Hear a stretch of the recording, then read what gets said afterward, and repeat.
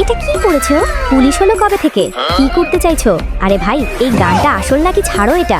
এত সহজ আমার কাছ থেকে গান ছিনিয়ে নেওয়া? সোজা এইখানে দিব, তখন আর আমি বাদে অন্য কারোর দিকে চোখও যাবে না। You are just mine baby. হ্যাঁ, বুঝতে পেরেছি, এবার ছাড়ো আমায়। এত তাড়াহুড়া কিসের? কোথায় যাব বলো তো? এখনো জেগে আছেন কেন? ফোনে আমি বাদে অন্য মেয়ের ছবি কেন? যদি এটা আজকের মধ্যে ডিলিট না করেন না, আপনাকেই এই পৃথিবী থেকে ডিলিট করে দিব। আমার ফোনে কার ছবি থাকবে এটা নিয়ে তুমি মাথা ঘামানোর কে?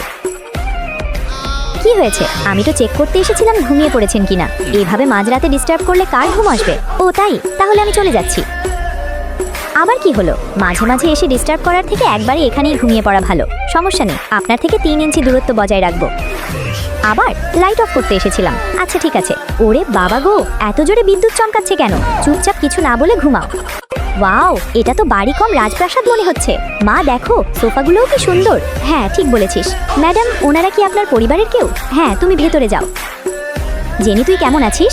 আপু, আমরা কিন্তু এবার 1 সপ্তাহ থাকবো। আসলে ডক্টর দেখাতে হবে তো তাই।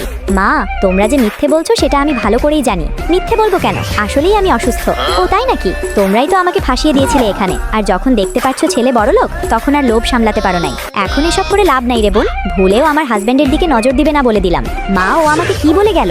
দাঁড়া না, ওর এই অহংকার কিভাবে ভাঙতে হয় তা আমি ভালো করেই জানি। ওদের মধ্যে এমন ঝামেলা বাঁধাবো, নিজেই এই বাড়িতে টিকতে পারবে না।